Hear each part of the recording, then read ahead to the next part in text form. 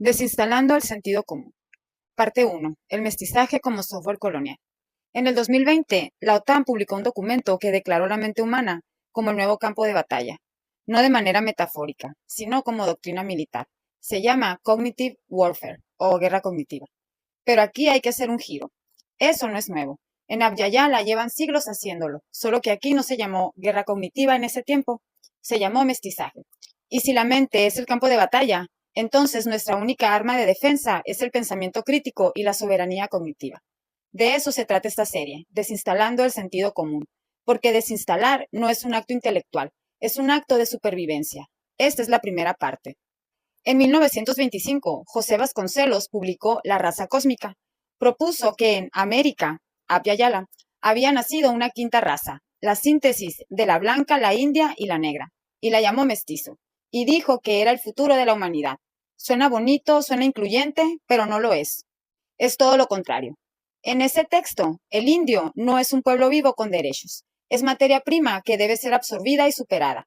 El negro prácticamente no aparece, y la síntesis final, ese mestizo glorioso, en el fondo es una figura que se blanquea.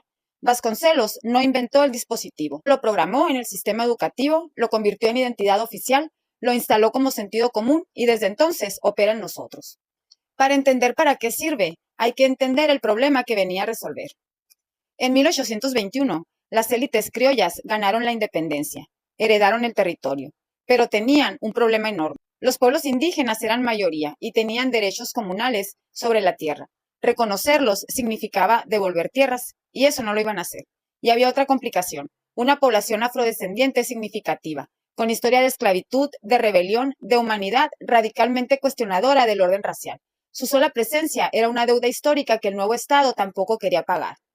Entonces, las élites criollas tendieron una trampa tan simple como letal. Declararon que todos éramos mestizos. Con esa sola jugada hicieron tres cosas al mismo tiempo. Primero, contra el indio. Si todos somos mestizos, nadie es indio.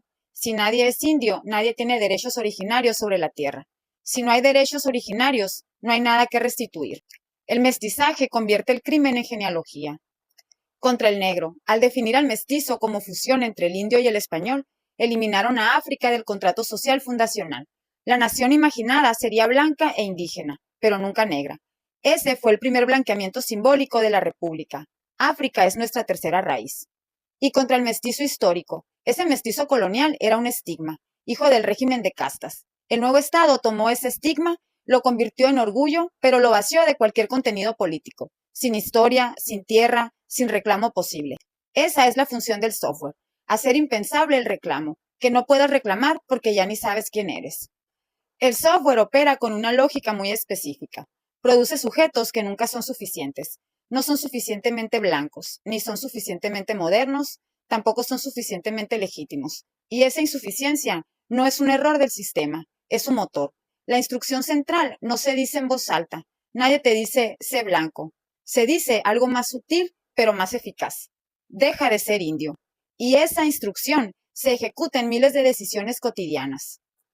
Casarse con alguien para mejorar la raza, o el elogio familiar de qué güerito te salió el niño, qué bonito.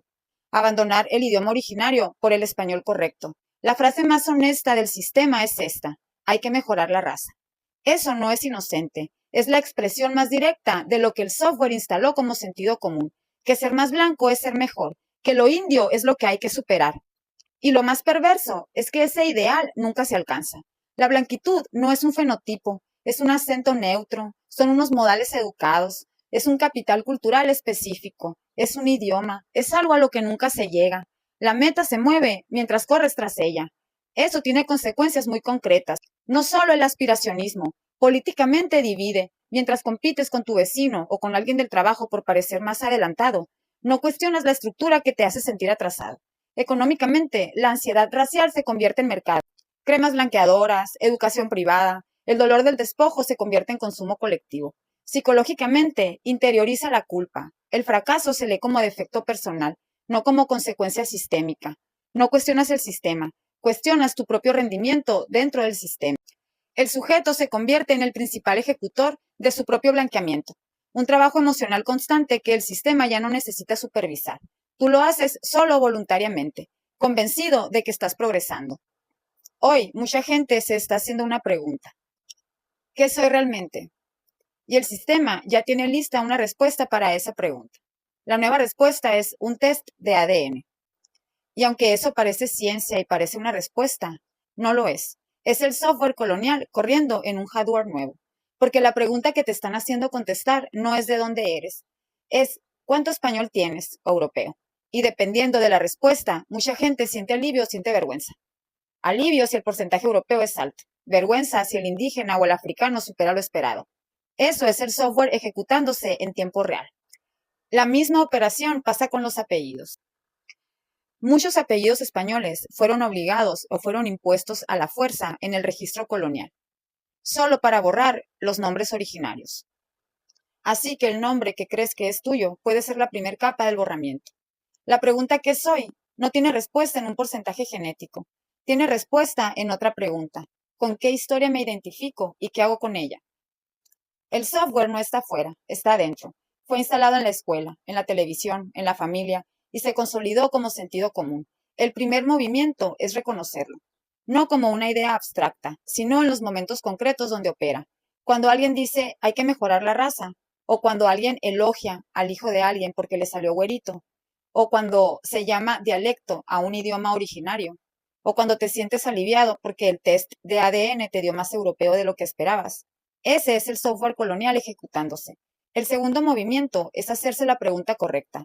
Y esa no es cuánto español o europeo tengo en la sangre, sino de dónde soy. Y la respuesta no es racial, es territorial. No somos mitad españoles y mitad indios. Esa aritmética ya acepta los términos del colonizador. Y aceptarla como sentido común es aceptar que no somos personas completas. Ahí en esa grieta que no se nombra, pero se interioriza, es donde se instala la supuesta inferioridad. Una inferioridad que no existe en la realidad, solo existe en el código.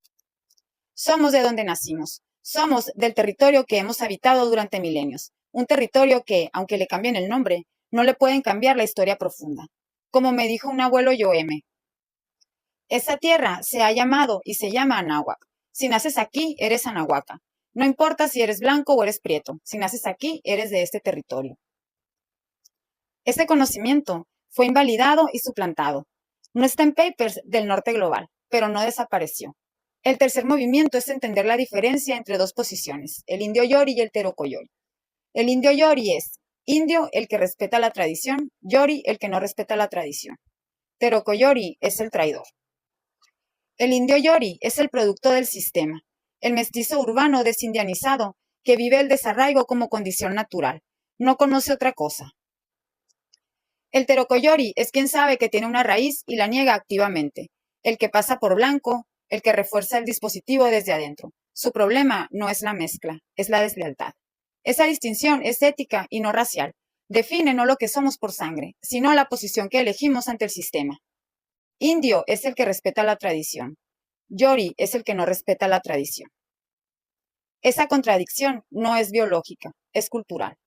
Desinstalar el software no significa volver a un origen puro, no existe. Tampoco significa negar que hubo mezclas. Siempre hubo mezclas. Significa nombrar el dispositivo. Significa reconocer que el orgullo no está en ser menos indio, está en reconocernos como hijos del maíz. Un pueblo que domesticó una planta salvaje hace 10.000 años y alimentó al mundo, que calculó la órbita de Venus sin telescopio con más precisión que Europa, que construyó ciudades cuando el mundo occidental no tenía el cero, que tenía bibliotecas enteras, los Amoxcali, antes de que llegaran a quemarlas. Eso nos quitaron, no la mezcla con quien nos colonizó. La desinstalación no es individual, es colectiva, territorial, política. Empieza por hacerse la pregunta que el software intenta hacer impensable. ¿Qué nos quitaron y cómo lo recuperamos? Desinstalando el sentido común es una serie sobre los dispositivos que operan dentro de nosotros sin que los veamos, porque antes de cambiar el mundo hay que poder pensarlo.